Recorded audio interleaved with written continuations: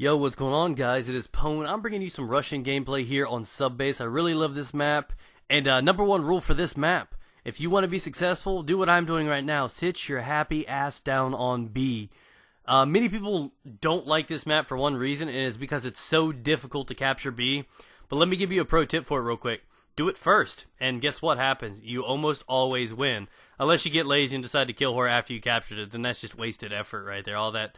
So, you know, my rush, I ran into one other guy that was willing to come to B. Turned out great. We end up holding down the game, getting a win. I think this is a 61-6, and I'm using the Vector. Many people are turned off by the Vector. I think it's one of the best rushing guns in the game, and I'm going to stick to it. I love the red dot sight attachment for it. I don't really like anything else on it. I'm kind of simple when it comes down to it. Many guns were different in MW2 compared to Black Ops. For example, there weren't too many great guns in Black Ops that had great, suppressor attachments, and that were still great guns. But in Modern Warfare 2, almost any gun you put a suppressor on still was just that good of a gun. I mean, there are a couple guns that are limited, like the MP5K and stuff like that. But you got like the ACR, which is a monster with the red dot sight, but it's also a monster with the suppressor, aka silencer. So just how you played the game and your attachments, they were actually more useful in Call of Duty, Modern Warfare 2, and everything like that, which is what I really liked about them. And that's just my personal opinion on it. I really did love the secondary shotguns. I love so many things about Modern Warfare 2 that I hope they bring back for Modern Warfare 3. And that's just some of the things that I'm looking forward to. And but one thing I wanted to talk to you guys about real quick is the game releases of this year. Many games are coming out this year.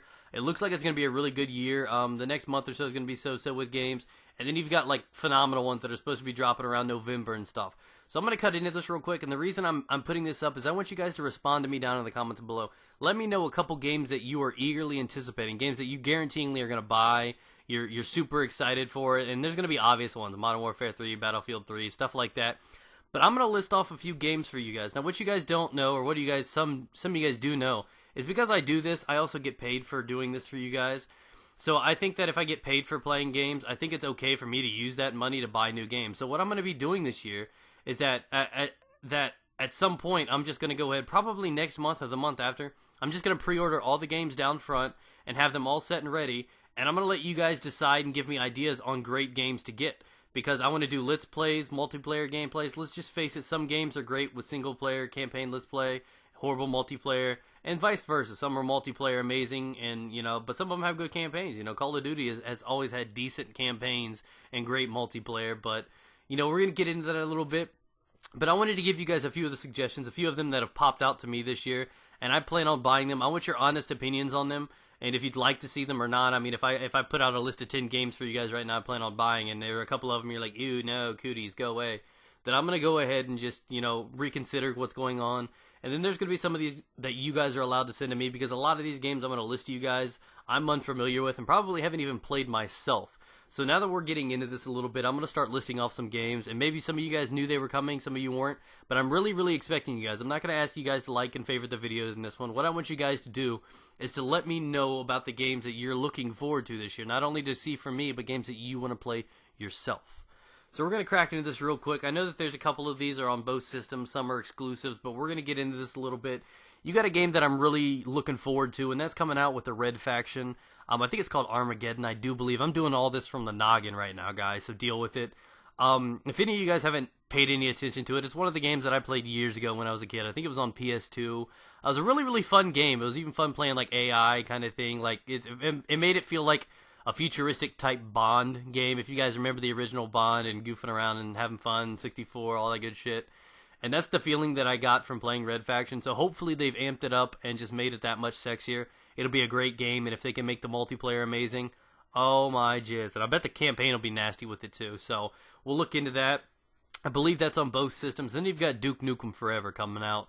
I do believe they're going to have multiplayer for it, but it will probably be a little bit goofy. If any of you guys have ever played Serious Sam before, it kind of gives me that feel. The single player kind of gives me that feel a little bit.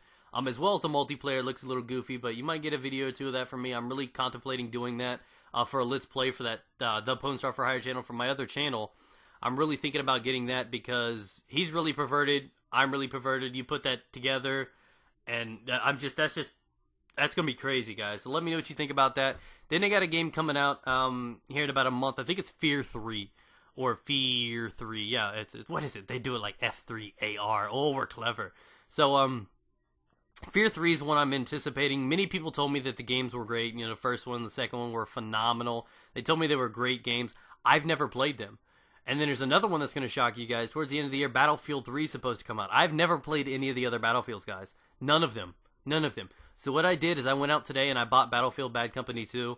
And I want to give that a try. So when, you know, it comes down to the decision if I want to put, you know, all Modern Warfare 3 up, or if I want to do a mixture of each, it's going to come down to that tonight. So let me know if you guys are okay with seeing some BFBC2 gameplay, or BC2, whatever you call it.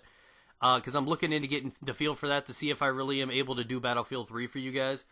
So, you know, like I said, some of these games I've played before, some of them I'm not. So something like Fear 3, I need your opinions on, guys. And then I believe towards the end of the year, you've got Tom Clancys. You know, he's got the Ghost Recon, Future Soldier. Then you got other games like Silent Hill, Downpour popping out. The Darkness 2. I heard the first one that came out a few years back was an amazing gameplay. So I think the campaign or whatever for that's going to be awesome. Then what else is there? There's I think Battlefield 3 and Modern Warfare 3 is supposed to come out in November. They're just kind of like waiting on see who's going to release what first. And the start of next year is going to be amazing too. You got Elder Scrolls coming out in November. That's I think that's 11/11/11.